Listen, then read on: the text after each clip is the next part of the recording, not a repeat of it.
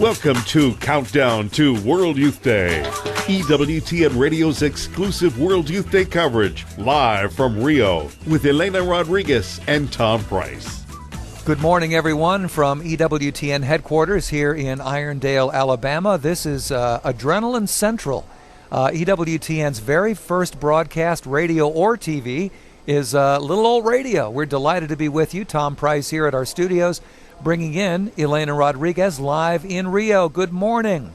A very good morning to you, Thom, and all our dear, esteemed EWTN radio listeners around the world. We are broadcasting live from Rio de Janeiro, Brazil, site of the 2013 World Youth Day, a very historic World Youth Day we are getting ready for because it is the first international trip of newly elected Pope Francis. Of course, we all remember his election back this year in March 13th. Sure. And we all remember that glorious moment when we first saw that white smoke coming out of the smokestack, and it was very clearly white and very abundant. Yeah. And how that just made the world catch on fire. And Pope Francis has just done a remarkable job of just catching everybody's attention, and he knows how to warm the crowd. And so we are all just waiting for his arrival here in Rio. This will be the first World Youth Day of Pope Francis, as well as his first international trip. Well, you know, we were talking last week with Jim Pinto about the praise that this Pope is getting from some unexpected quarters.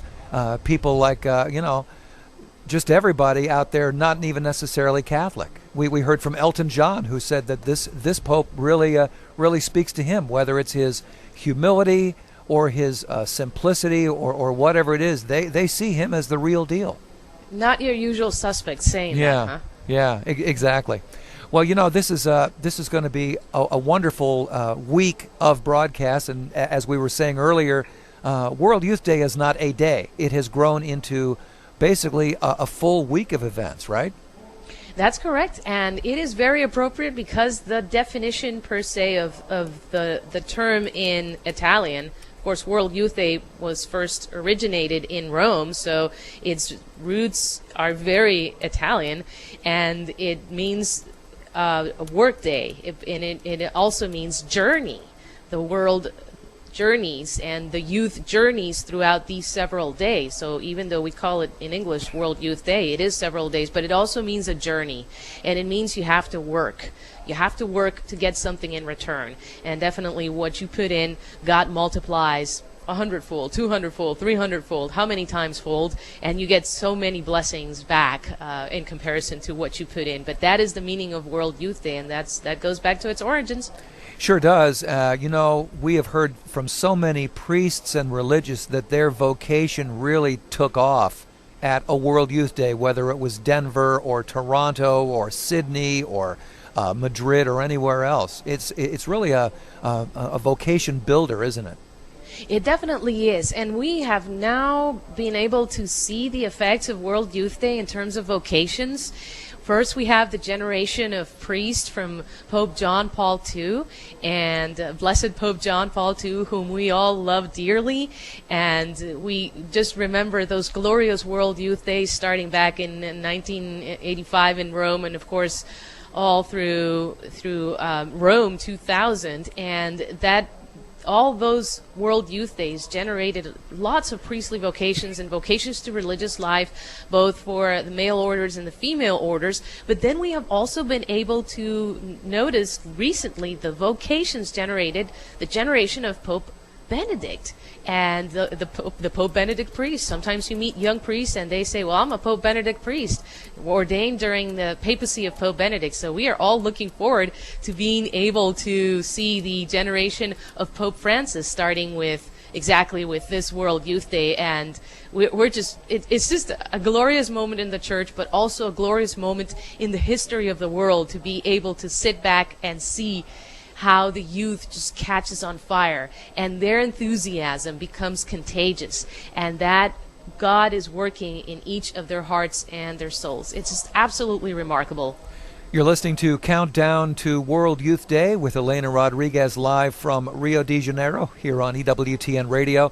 The title of this little show that we do here is called Countdown to World Youth Day. When do events actually begin today? Well, the Pope is on his way right now, and will land later today in here in Rio de Janeiro. And so of course, he is the head of a state, Vatican City state. So he has his diplomatic welcome ceremony with the local government. With the local government, of course, and then once we get through that diplomatic head of state protocol and officials welcoming ceremonies, then we start the festival with the youth. And of course, that's when all the public events are going to start. And I can tell you, for instance, that the first Mass with the Pope in Copacabana, they're expecting 1.2 million people already. That's what I heard in the news this morning. Wow. To come to Copacabana Beach. And of course, Copacabana being, everybody remembers the song, so sure. It is a very familiar word to us. And, being here in Rio is just very funny, because then you come across all these words that but you actually get to see where they come from. And I'm sure this word will mean, Ipanema will mean a lot to you, Thom, because of the song. So, absolutely. The girl from Ipanema. Well, that is an area of the city that's really very close to where we are located right now. We are, the media center is an incredible facility. It's about the size of a football field, but it's a tent. It's huge. It has an auditorium, and it has different sections, and we are here located. EWTN Radio we have our own booth here. We have it's a sectioned a little segment here with a door, so we can close the door for a broadcast for both English and Spanish.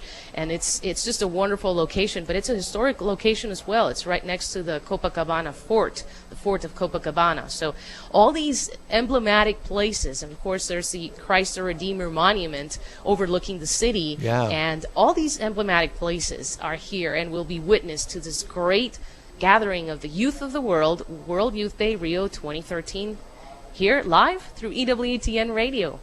So actually right now you are the girl from Ipanema. I am exactly the girl from Ipanema, but we have a surprise in our next segment. We're going to introduce another girl from Ipanema, and I'm going to reserve the name right now for the time being. But she is sitting next to me. Before we go to our break, I want to ask you a little about our official motto for this year, which is go and make disciples of all nations. And that's not just something that someone came up with, right? No, that is St. Matthew 28:19. That is scriptural, and it is very, very fitting. Every World Youth Day has a theme, and if we go back, for instance, to World Youth Day Denver 1993, which is very familiar to our listeners from the United States, the theme back then was St. John 10:10. I have come that they might have life and have it abundantly, and so on. Every World Youth Day has its own theme. It's for the reflection, and the papal discourses, the speeches from the Pope, and the addresses and his messages are all going to touch on that in one way or another.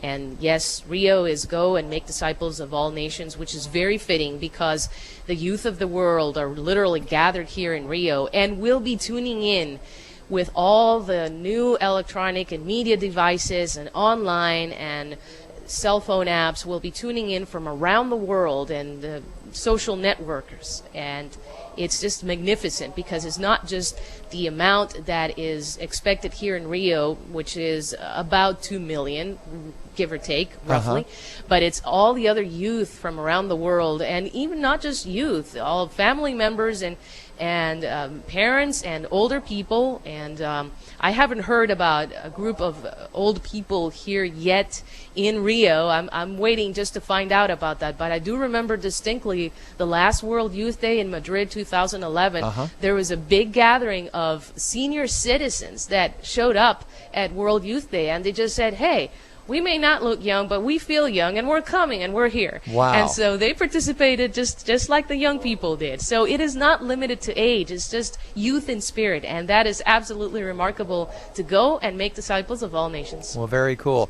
Well, we'll be talking about not only all the people coming, but the connectivity and the big outreach that World Youth Day is having. And we'll do that right after a quick break. It is Countdown to World Youth Day, live from Rio here on EWTN. I went to church and just sat there and listened. I really didn't absorb anything. I think I just found myself believing that I didn't need God. I just had everything under control, and church was actually a burden to me. I had this sin that I carried in my heart for a long time, and I told myself for many, many years that the Lord wouldn't forgive me for this. When Father in the confessional says, your sins are forgiven, there truly is a feeling of weight lifted off. I don't care if it's 2 or 3 little sins that you're carrying, there's a feeling of I can breathe deeply again. I feel pure inside, and I'm ready to come to Mass. You can have a beautiful car, a big fancy home. If you don't have Christ in your life, there's an emptiness that's there. When you come home to the church, you're coming home to a Catholic family where people today just embrace you. If you've been away from the Catholic Church for whatever reason, we invite you to take another look. Visit CatholicsComeHome.org today. Let's return to EWTN Radio's exclusive World Youth Day coverage, live from Rio. Welcome back. It is 11 minutes after the hour, and we are here talking with Elena Rodriguez, who is live from Rio. You're at the International Broadcast Center, right? That's correct, and it is a wonderful facility. There are roughly 5,500 journalists accredited from around the world. Wow. And they're all at one point or another using this facility. Most of them are out there, but a lot of the visual media, TV and radio, who need to be hooked up to the internet signal and who need to have a video feed to be able to narrate their broadcast, they're here. And so this place is coming to life. We've been here for a couple of days preparing, and so we have seen this catch on fire. The crowds are really rolling in as far as journalists, and they're all sharing stories. Hey, where are you from? And may I interview you? So you see this phenomenon that it's usually very rare. Journalists never interview journalists. They go out and interview the man on the street, the woman on the street. But here, like, all bets are off. So journalists are interviewing journalists, and that's a wonderful way of sharing. And we get a press media kit. And in the introduction, it explains to journalists who are coming from around the world, from secular media as well, that World Youth Day is really a historic event. It is a gathering of the world here in Rio. And it says, make sure that you let yourself enjoy this. As far as, don't be so focused on your journalistic coverage. Of course, you are here to work, but let yourself go and enjoy this. And feel free to participate if you can as a pilgrim. So I thought that was a wonderful welcome. And they are very well organized. Gee, Elena, those words sound very familiar to me. Isn't that what I told you about 3 days ago? I said, don't forget, you're also a pilgrim. You're also a Catholic. So you need to enjoy this and take part in it spiritually, right? Yes, sir. Okay. Exactly. And you know right. what? It was very funny because you told me that, and then I went home and I talked to my parents. I've been very much in communication with them, and they told me the same thing. So see, I've heard it 3 times. Now you mentioned 3 is definitely a scriptural number. Well, very good, very good. Yeah, you mentioned earlier that there were already, even though it's only Monday, there's already probably 300 journalists there at the IBC who are working away, right? That is correct, and even more now. At this point, we have had a couple of press conferences, which are just introductory and explaining what the facilities are and the services that they offer, and welcoming. Right now, the Archbishop Orani of Rio is having his press conference with the journalists, and so just welcoming messages and explanations, and of course there's opportunities for question and answer, and so all that is taking place at this point. And very good. Well, it's just a remarkable facility. And you've got one of those journalists right there with you, right?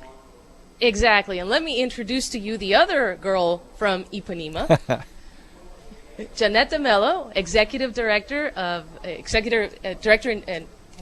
Editor-in-Chief. Thank you very much. I'm blanking out. I'm so sorry. We haven't had much sleep here. Editor-in-Chief of the Register, the National Catholic Register, who is part of the EWTN family as of about a couple of years now. Just a year, and I'm so happy to be here. It's fun to be here with you, Elena, and we are the girls from Ipanema right now. Definitely. And we are celebrating your first anniversary with the Register. That's right. Is that right? That's right. Congratulations. Right, in June. Thank you. Thanks. It's great. It's great to celebrate this way in Rio de Janeiro. So I'm very happy to be here. We are delighted to have you here, and of course we work with you every week on our weekly radio show, Register Radio, airing every Friday and then encoring over the weekend. And so week in and week out we get to work together, but not from the same location. So we are blessed. I am personally blessed to have you right here, and I know Thom and all of the crew at EWTN Radio is also very, very happy to hear your voice. I'm thrilled. It's good to be in the studio with you. Hey, Jeanette, tell us a little about the logistics of actually getting to Rio. I mean, I know it's a long flight. You left out of, was it Miami? Is that where you left from? No, I live in Denver, so I flew from Denver to Atlanta, and I waited a couple hours to see the EWTN crew there in Atlanta. And then we left. It was probably about 10 o'clock in the evening, and we had a 9.5-hour flight down to Rio. So we got here Saturday morning, and we were all in one piece and feeling good. And of course, we slept little on the plane, but enough to be okay in the morning. And we hit the ground running, actually. We got started, came to the media center almost right away to scope things out. You know, the Register is so good at what it does, print and online. You know, the print will give you the print. Well, it's true. The print gives you the depth. The online gives you the immediacy. Have you been lining up interviews since you've been in town? Well, I got off to a little bit of a slow start because technologically my internet wasn't working, but I did blog this morning, and we've got a great blog lineup. We're calling our blog World Youth Day Witnesses, and it's right there on the Register's website, ncregister.com. And so, yeah, we've got a couple of blogs up already this morning. Justin Bell and myself, we both blogged and got a couple pictures up there, put it on Facebook, and we'll be blogging and tweeting, and we will have a couple of stories in our news section as well. So we're off to a good start. Well, that's excellent. Elena, before the break, I mentioned connectivity, and of all the people, not only the people that are there in Rio, but everybody else checking out World Youth Day as we're doing right now. Maybe you can talk a little bit about our exclusive website that is gearing up, EWTN.com/WYD or /Rio 2013. Oh, that is correct, Thom, and we have that great website with some surprises this time. But speaking of connectivity, I need to this is a surprise, but connectivity with God is the #1 element that we need to make this broadcast possible. And Father John Paul Zeller, our newly consecrated priest, our baby priest, our baby priest, just walked in the room. He's taking some shots with his iPad for the Friars website. He just walked in, and as we were going back and forth talking to you and Jeanette, he was blessing us. Wow. So I would like to ask you, Father, to give us Father doesn't have a headset, but our listeners can hear him, to give us a quick blessing. Hello, Thom, and all of our EWTN family out there listening to our coverage of World Youth Day, Rio de Janeiro. It's such an awesome privilege to be here in Rio.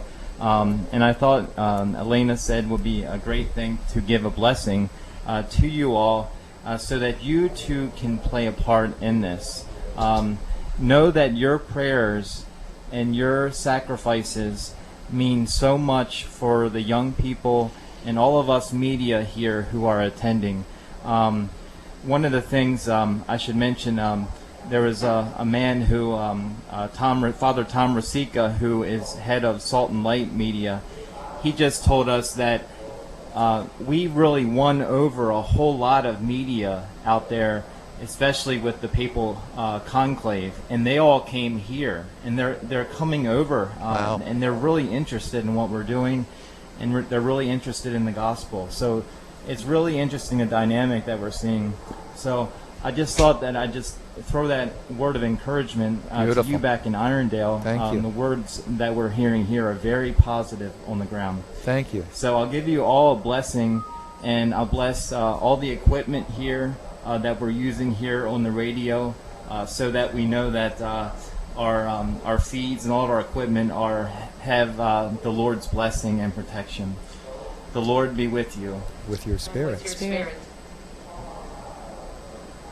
May the blessing of Almighty God, the Father and the Son and the Holy Spirit come upon you and on all this equipment and remain with you forever.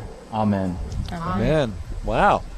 Well, how about that, Elena? A pop-up appearance. Wonderful. Yes, definitely. And we are so blessed. Our group is made up of 12 people. Thank you so much, Father. I also have to say that Father gave this blessing while on his knees. So how's that for personal witness? Awesome. And awesome. connectivity with God. We are traveling with 12. It's 12 altogether. That's right. Like as the apostles, the same number. And out of those 12, 3 are priests. That's right. Father Mark Mary is with us. Father Miguel Marie is with us, and then Father John Paul, of course, who was just with us on the air, giving us the blessing for the equipment and for all of our listeners. So Quite a few heads were turning as we walked around on Saturday. There weren't a lot of visitors here yet, and at least World Youth Day people, and man, heads were turning as these priests walked down Copacabana Beach in their full habits, and it was quite comical. But I don't know that Rio knew at that moment what was about to descend upon them this week. You know, that we have heard that time and time again of people, for example, at World Youth Day in Sydney. They didn't really know what to expect. I think we have family in Australia. They were saying, well, we didn't really know what was coming, but when it was all over with, the city was not a shambles. It was not a wreck. No. We didn't have to, spend millions of dollars just for cleanup. Everything went so well, and the witness of the people on the streets of Sydney was just fantastic. Absolutely. And you will also notice that in every World Youth Day, when you tune in to the secular media, they'll always comment something as to that effect. And I remember in previous World Youth Days checking out the secular media, and the journalists are very impressed with the way that the crowds respect each other. Everybody's making way for each other. Everybody's happy. Nobody's pushing. Usually when you get a huge crowd and you have like a rock concert, people are beginning to push. Sometimes there's mobs. Sometimes there's regretfully dead people even, or just walked or broken bones. This is nothing like that. This is entirely the opposite, and we have already been able to experience that. Sure. I mean, people are walking off the street and asking Father Mark to take a picture with them, and and they don't know he's a celebrity on EWTN. They're just walking up to him because he's in a habit, and they want a picture, and it's really a beautiful thing because you see what already the witness of faith is doing in the city. So. And that's a great walking lesson. It is a walking lesson, and they can show, of course, their love for God, but also they can talk about what it means to be Franciscan friar. Why is the habit brown? Why are you wearing that? Why it's so hot? Aren't you? They get all these questions like, aren't you hot under that habit? Yeah. They offer it as a sacrifice. It's so definitely it is a chance to witness, and also when I've even experienced that a little bit in the 2 days, the little time that I've been here, walking around with an EWTN t-shirt or an EWTN hat. And so people ask me what that is, and some people recognize it. They walk up to you, and it is just remarkable because you get to talk about God and your mission here and how God has called you here. And then, of course, make sure you tune in to our EWTN coverage, and you get a chance to also send them to the website. And speaking of the website, which was your original question, Thom, we've gone around in a good circle. We first spoke of connectivity with God, but we also have to talk about connectivity with the world and the new electronic media. Sure. And EWTN website is a remarkable resource, EWTN.com. And we have a page specially and specifically dedicated to World Youth Day. It's EWTN.com/WYD. And when you get there, you will be able to have the latest news regarding our coverage of World Youth Day, and the messages coming from the Pope will also be posted there. So in case you missed them, or in case you want to read his homilies again, his speeches, you can go there and check that out as well. But we have a new surprise this year, which is remarkable. It's wonderful. And that is World Youth Day 360. Oh, yes. And I know go that ahead, is Thom. that is very exciting. I have seen the demo. You've seen the demo, Elena. We know just how cool this really is to be able to check out the 360 coverage, and that basically your mouse becomes a joystick, so that you're not only looking at what's going on, but you can move around. You can go up, down, zoom in, go behind, the normal point of view. You just have to see it to know what we're talking about here. So, I mean, as soon as we can get that coverage on the website, I know it will bless many people, right? It is a blessing, and with the new electronic media, and it is pretty much like you are inside the crowd and you look around, only you're not there. And Thom, you used a wonderful phrase, which means you can actually go to Rio without needing a passport. Well, I wish I could take credit for that phrase, but somebody else came up with it. And before I let you go, first of all, Jeanette, thank you for jumping in on our coverage this morning. Absolutely. It's my pleasure. I hope to be on again later in the week and tell you what the register's up to. The sooner the better. I know we want to have you on a regular basis. Elena, I want to remind everybody our website, EWTN.com/WYD. And I want to give a little hat tip here to Jeff Hahn and our online team. We've got people in Rio working on it. We've got people here in Irondale who are updating things almost hourly, so that the latest information, the most information, you're going to get it right here on EWTN.com and everything that we're doing. We do it all for the Lord, right, Elena? Yes, we do, and it is such a blessing. It is such a blessing. I can't say it enough to be here and to do this for the Lord. We're going to take a quick break. When we come back, we'll have more live for you from Rio World Youth Day 2013 here on the EWTN Global Catholic Radio Network. Stay with us.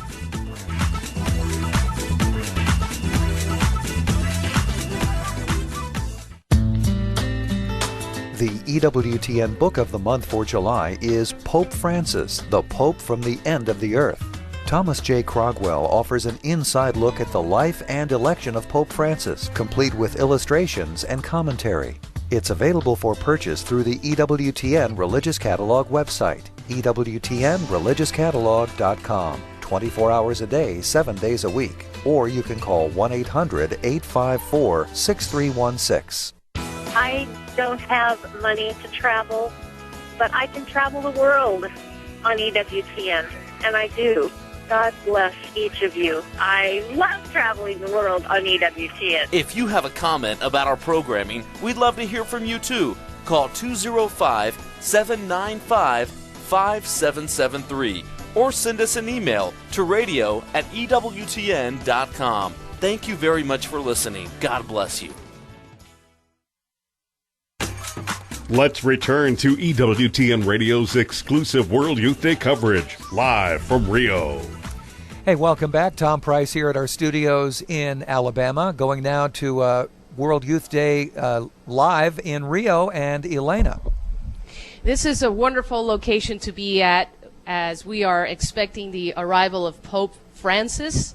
Pope Francis coming to World Youth Day in Rio for his first World Youth Day and also his first official papal trip. Wow. Of his papacy. It is incredible. And of course there are millions of people gathering together here in Rio, and both Jeanette DeMello from the Register and myself have been able to talk to just a few of them. But it's been remarkable how we have been able to be part of that enthusiasm.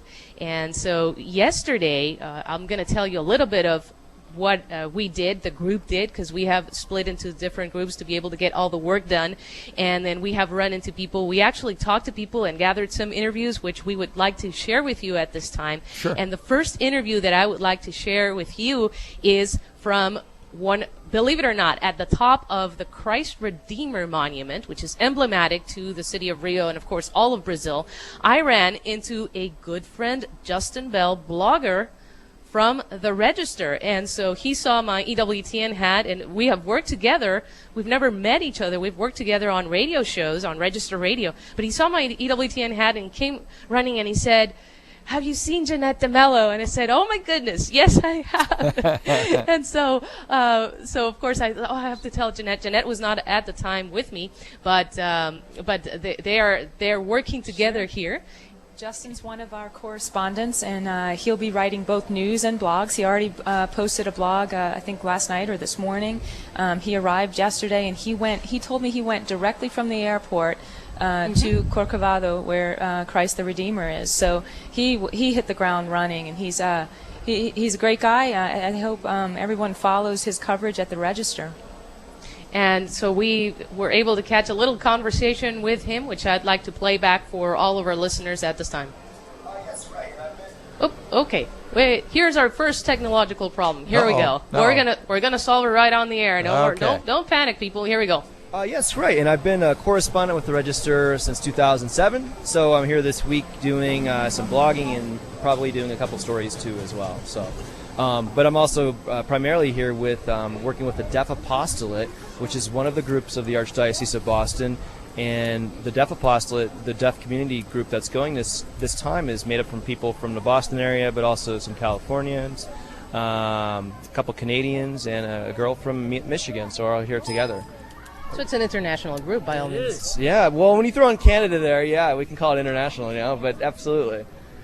And so what special provisions do you have to make from the planning standpoint to be able to accommodate the group, to be able to go to all the different places so they can enjoy it as well as the rest of us who can hear can enjoy it? That's a great question, and I'm learning all about just to my degree as a hearing person, I'm learning about what deaf Catholics basically how they participate in our faith. And so we have two professional interpreters with our group, and we have some other people who are hearing who also do some interpretation as needed.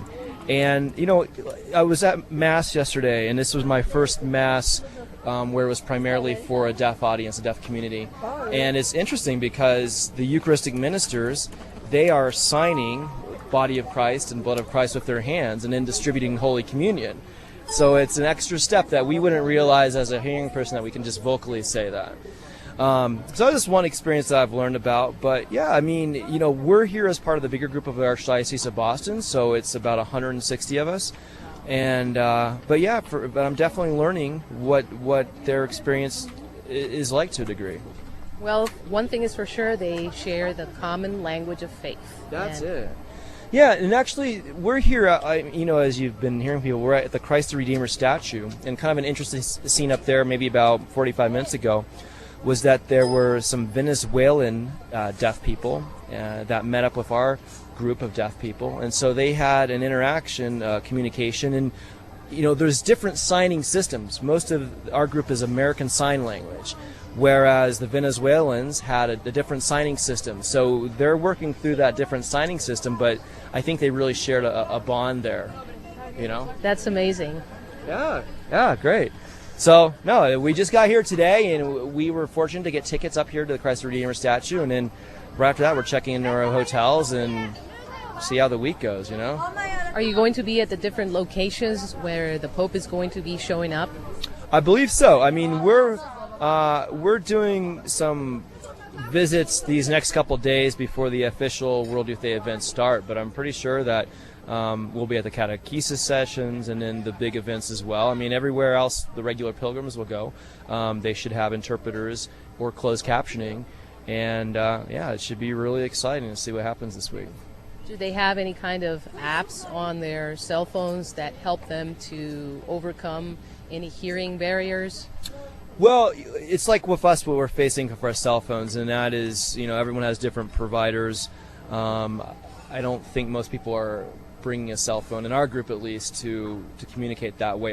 To answer your question, I don't know, but I think when we're here, I think one of the challenges, media or no media, is to try to be in the present moment and realize we're not going to be able to record everything. But if we can be at the present moment, we're going to have those memories from years to come. So that's kind of what I'm looking to do as well. So, and also as part of the pilgrim package, we're all getting a little booklet, a little notebook to be able to journal. Yes.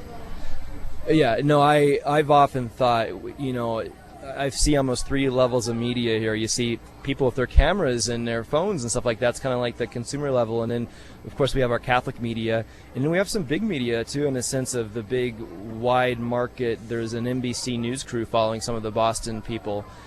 But, I always think about just the power of the notebook and your pen, maybe grabbing a couple still pictures here and there, because there's no way we can capture this experience completely for the people back home.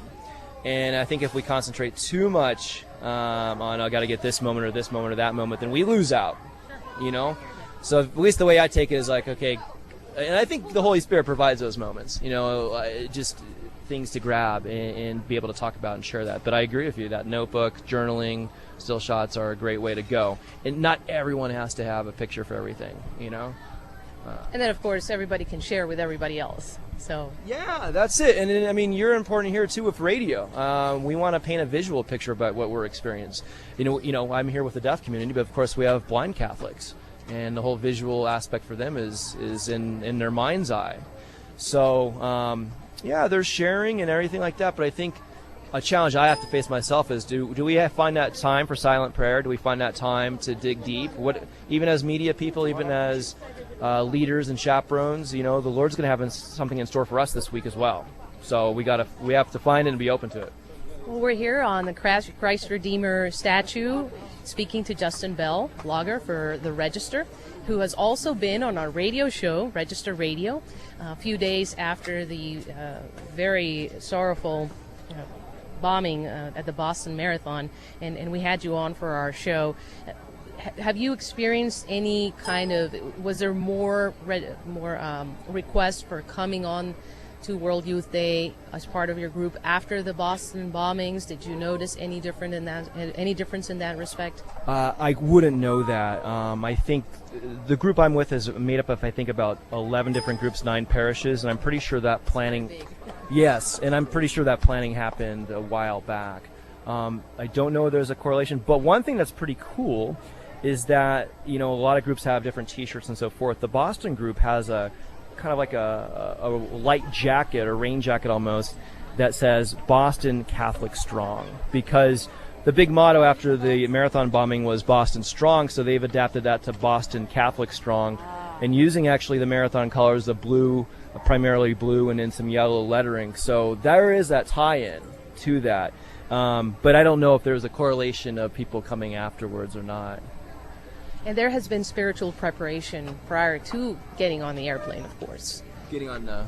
Before coming to Rio, there has been a lot of spiritual preparation, not just logistics and organization. So how does that play a role, you think, in making the most of being here in Rio once you get here? Right. I interviewed Father Matt Williams, who's the director of the One Office for the Archdiocese of Boston. That's the Office of the New Evangelization. This was a Register story I wrote about the preparation different groups are going to go. And I asked him that question, what ways we can spiritually prepare? And he mentioned, it's all centered on the Eucharist, adoration. He mentioned confession. He mentioned fasting. And I asked him, too, though, what about the person who's maybe at, I don't want to say entry level, but maybe as more of a beginning level of their faith. And, we have to meet people where they're at, and just to, I think, kind of to be open. But, we can't take for granted the spiritual preparation for something like this, before, during, and after as well. Justin, is this your first World Youth Day?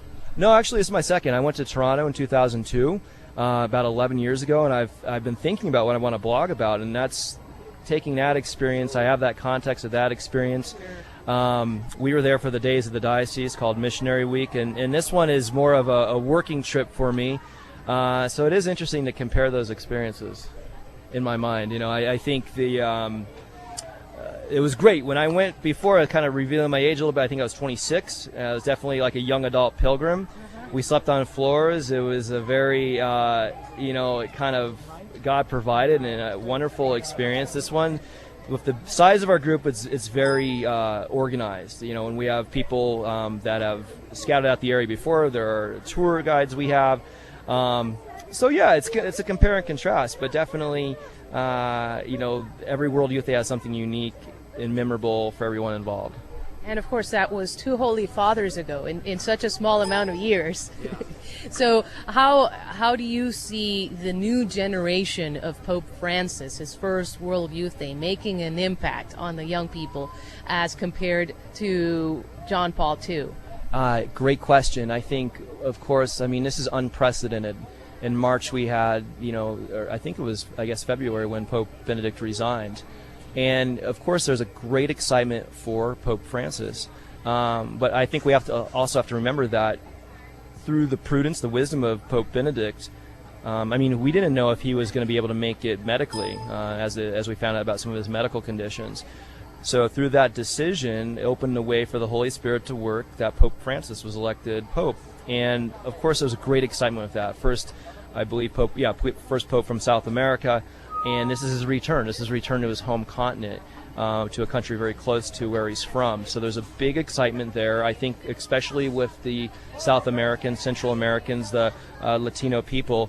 But not only that, but primarily though, that's essentially exciting for them. But I'm excited too. I think he's going to mix things up. I think he's going to say some things that are going to get our attention. That we have to be missionaries, and it's going to be amazing. And there's a great excitement with the Latino people.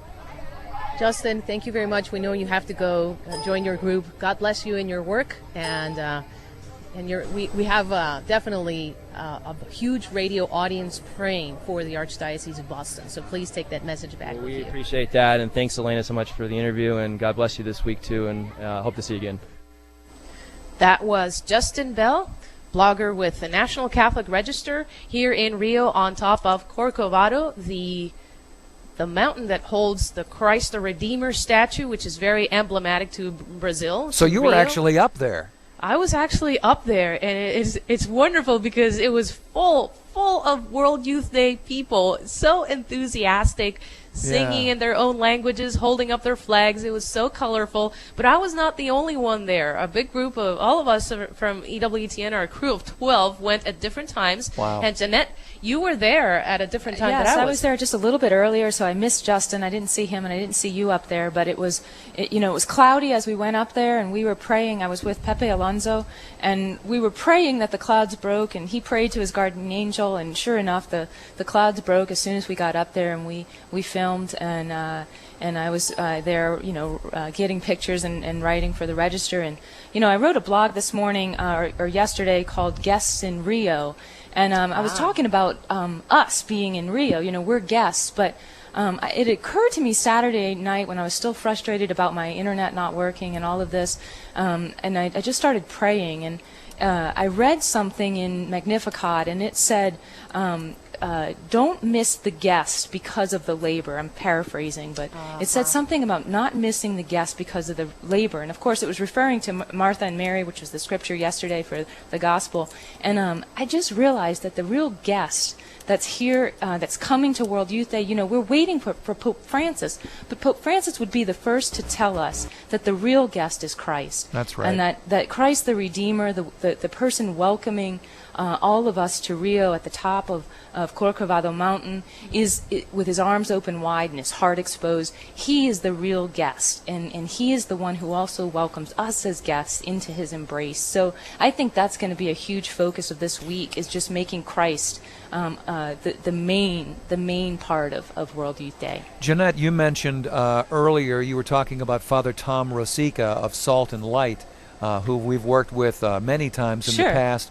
There was a time when he spoke, I believe it was right after Madrid, when he said, the festivities begin and there's much, gladness and joy and etc., but there is a real mood change at the Via Crucis, the Friday night Stations of the Cross, and that's when the importance of why everybody is there really starts to sink in, and there is a definite mood swing. Can you talk about that? Oh, yeah. There is the depth that comes when you really enter the liturgical aspects of World Youth Day, because it pulls you into this way of the cross, which any pilgrimage is a way of the cross, and that's exactly what needs to happen. It culminates. The World Youth Day culminates with a vigil. Where we just wait with the Lord for Sunday morning, for the day of the resurrection, and it all begins on, I believe it's Friday, with the Way of the Cross. Yeah. And I was walking along the beach, and there were some people rehearsing at the stations where the Way of the Cross is going to be here at Copacabana Beach. The stations look like they're designed to be right there in Jerusalem. I mean, really? That's what the design looks like. Wow. They weren't completely finished. I think they're a little worried it might rain at parts of this week, so they'll finish it the final day. But that's what it looked like. But Thom, you're exactly right. There's a depth that comes. Right now, it's kind of a big concert. It's a big festival. Yeah. Some people have said it's like a Catholic Woodstock or something like that, you know. And it's on the beach too, so you know it's a little crazy. But you're right. There is a depth that comes, and we were. I was filming. I was just helping with the crew yesterday with the Hispanic crew here with Pepe Alonso, and he was recording some stand up, and I see this flag, you know, just going by with a girl running along the beach, and it said Jesus. The flag said Jesus. Wow. And it was so beautiful because you know, she just kept running back and forth along the beach, and it's still a beach. I mean, there's beach volleyball, there's paddleball, there's people surfing and that kind of thing. So she was witnessing already, and it's just a beautiful sight. You know, no, go right ahead, Elena. Oh, I was just going to say that World Youth Day, the structure of World Youth Day is always so very similar to the Paschal Triduum, if I may make that comparison, because we start with the Way of the Cross on Friday, and then we have the Vigil as well on Saturday evening into very late Saturday night, and then we have what you could compare to the Mass of Resurrection Sunday morning with the Pope, when the Pope confirms all of the young people in their faith, and we all together pray the creed with the successor of Peter. So the structure of World Youth Day is very much like the structure of the Paschal Triduum. And not only that, but World Youth Day always starts that year. It doesn't really start like the day that we think it starts when the Pope arrives to the city, in this case Rio, but it starts the Palm Sunday with the first message going out from the Holy Father to the world. Of course, at that point in Palm Sunday, he was in the Vatican, but saying, young people of the world, right. I await you in Rio. I'm waiting for you. Be there. Right. That was kind of the assurance that he was going, and that he wanted the world to be there with him. And you know, Pope Francis is so interesting. Whenever you go to Rome, they're always chanting. You know, it was Giovanni Paolo, now it's Papa Francesco, you know. Yeah. But he'll tell people, you should be chanting Jesus, you know. And I can't wait to hear what he says when all of these people are chanting his name, just how he responds. It's really... I'm filled with expectation of how he's going to respond to these people. And one other thing is, there are so many people here from Argentina. I have seen flags all over the place, youth from Argentina. So that's going to be a remarkable kind of homecoming for Pope Francis. You know, before we let you go here, Jenna, maybe you can speak to this. We have heard some rumors that World Youth Day attendance would be down this year. Yeah. Have you heard any of that? Yes, I have, especially from the United States. I think the Register had done a story, I believe. It was up this morning on our website, ncregister.com, and it was about social media. But in that story, the USCCB was talking about how there are usually about 29,000 youth registered by that point in time, which was just a week ago, and there were only 9,000 registered from the U.S. So it was a small group of people compared to past years. But I think that people from South America are probably going to make up for what may be lacking from the U.S. But at the same time, I've also ran into U.S. groups that registered here. So I think there's going to be a surprising show of of people from the United States. Does everybody register that comes to World Youth Day, or do some people just show up? So there are a lot of people who do show up. I think, you know how Americans are, we often do register for things, but I think that's a lot of the culture around the world. Last World Youth Day I went to, we just showed up, my family and I. Well, you know. a lot of people have, and I think they are going to do that here. They were expecting, I think in Madrid, there were 700,000 people who showed up for the vigil and the mass. I expect there'll be just as many here, if not more. So it's really, but I think even from the U.S. there are people who are just going to show up. It's going to be remarkable. I think they're predicting over 1.5 million people. I've heard much higher estimates for the actual Mass on Sunday. Well, this has been basically a register hour. This has been great. Yes, I wanted to get one last thing in. I do have an excellent lineup of registered bloggers, and I just wanted to name them so that people can follow these people who are going to be blogging at the register. We've named the blog World Youth Day Witnesses, and we have Bishop James Conley of Lincoln, Nebraska. Wow. He's been to 5 World Youth Days, so he'll be blogging for us. We have Father Matt Gamber, who will be, he's a Jesuit. He's blogging, he lives in Tampa, Florida. He's leading a group of about 50 students from a Jesuit school down there. Tim Watkins is a film producer. He did the documentary The Blood and the Rose, which is going to be showing, I think, 4 times here during World Youth Day. He's going to be blogging for us and capturing some video and pictures. 2 register correspondents will be writing news and blogging. Chris Kudalis from Detroit area, and Justin Bell from Boston, who you heard from a little earlier, and then me. I'm also blogging. So I really hope that that people will follow us at the register, and I'll talk to you guys later in the week for sure. But it's been a pleasure to be on. Thanks for having me. Well, it's just been a real delight, and you add so much to EWTN's coverage. Not only on what we're doing today and online, but also on our radio program, Register Radio. It's just been a delight to work with you. It's been a lot of fun, Tom. Thanks. Yes, indeed. And we are blessed with your presence, Jeanette. I know we already said goodbye, but I have one quick question that I must ask you. Because you are based in Denver, and Denver had its World Youth Day 20 years ago exactly. That's right. What is the effect of World Youth Day on a city 20 years after? Oh my gosh, I was not at World Youth Day in '93 in Denver, but the effects are tremendous. We have a brand new seminary that opened about a little over 10 years ago. I think many of the seminarians there, especially at the beginning, probably met their vocation, or the seeds were planted there in Denver.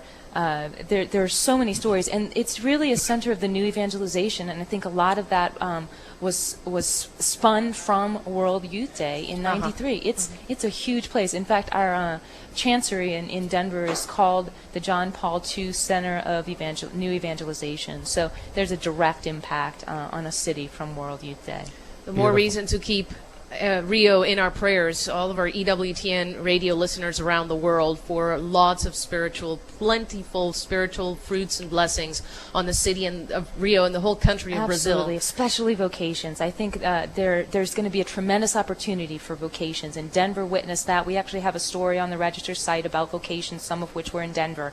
They're having a vocations fair here with, I think, 150 communities that are represented. Every day they'll have this vocations fair. So they're really trying to plant the seeds for consecrated vocations.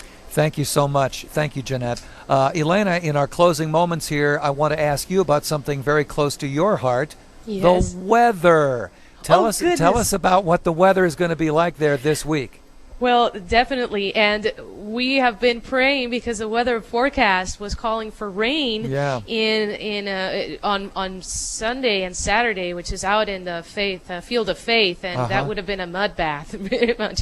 And the last I checked, you're talking about this coming Saturday and Sunday. This coming Saturday and Sunday for the vigil of World Youth Day and the closing Mass. Yeah. And so, but now the forecast is looking sunny, so please keep your prayers up. Really? Well, we have a sunny day today, and pretty much the temperature is fluctuating between 70 degrees overnight low and then 80 degrees daytime high. Oh, man. But we're going to have rain Tuesday and Wednesday, so hopefully that doesn't damp the effect on the crowds coming up to the Mass in Copacabana Beach with Holy Father, which of course is a very much outdoor event, and they're expecting about 1.2 million there on Wednesday. But then Thursday, also a chance of rain, but then Friday, Saturday, and Sunday so far are looking sunny. So please keep your prayers up for good weather. We sure will. Thank you, Elena. Thanks for all that you're doing there, and we'll look forward to our next visit.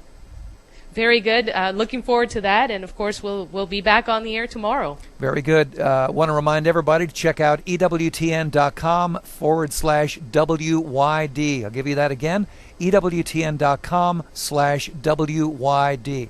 Also, don't forget our next broadcast here on the radio will be tonight at 9 p.m. Eastern, and that will be our coverage of the welcoming ceremony. So check that out tonight, 9 p.m. Eastern on EWTN Radio. I'm Thom Price. We'll see you later today here on Open Line with our host, John Martinoni. Have a great day. God bless.